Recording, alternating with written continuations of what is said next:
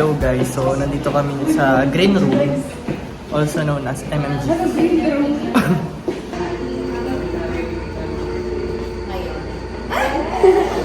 Happy birthday po, ma'am. Siyempre naman, ma'am. Thank you. Bakit?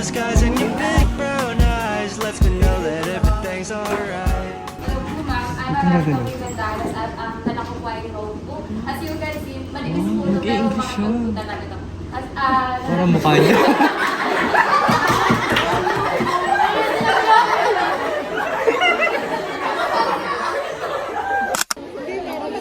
Hey guys, so ngayon nandito kami sa kantin. Nagmi-meeting lang.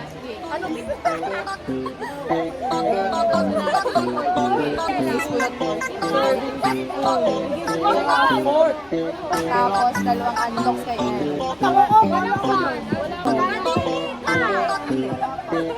Hey guys, sobrang gulo nila.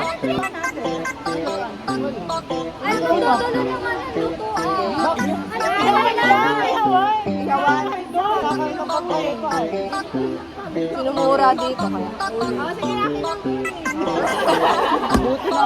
Kanina nag-aampasan lang. Ngayon, nabubuo na ang pagmamahalan. Sino ang pinaka-malalas? Nagsimula sa sabi masuyap, suyap, naganananan sa'yo. Bakit nyo ito? Tatawagin ko mamaya. Sana, Tibok. sana naman.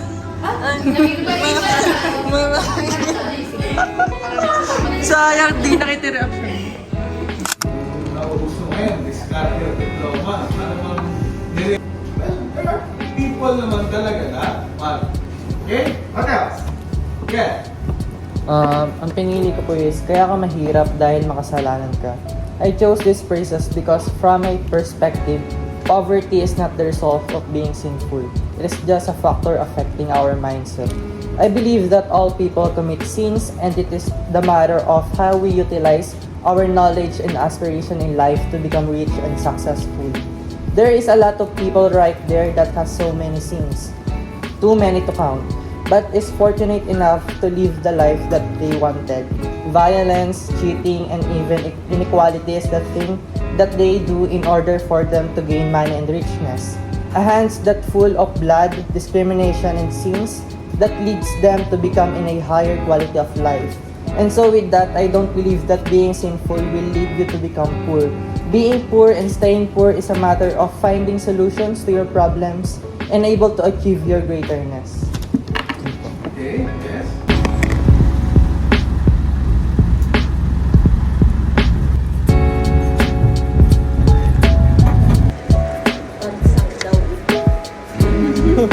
Bagsak daw.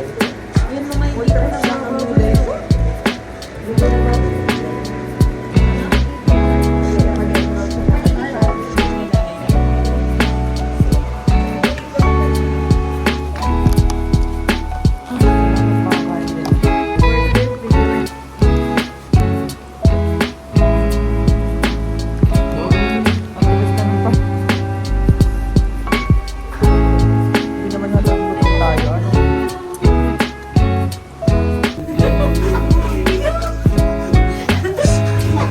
Ano? Yung jacket mo.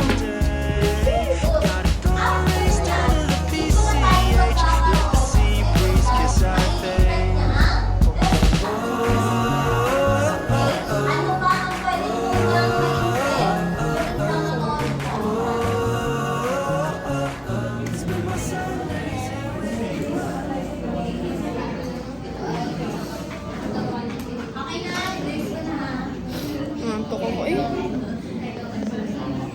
Ano masabi mo? Nantok.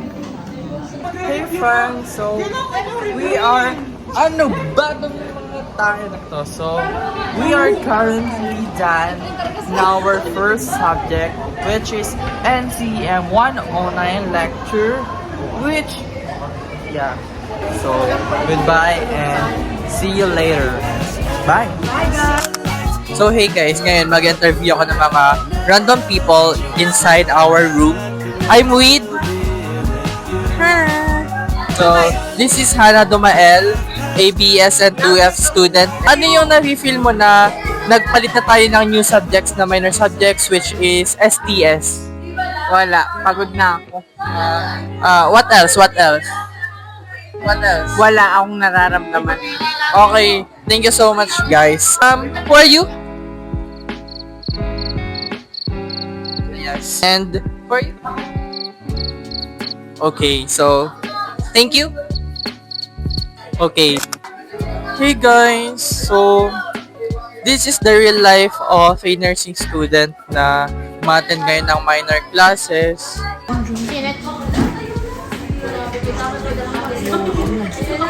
So yun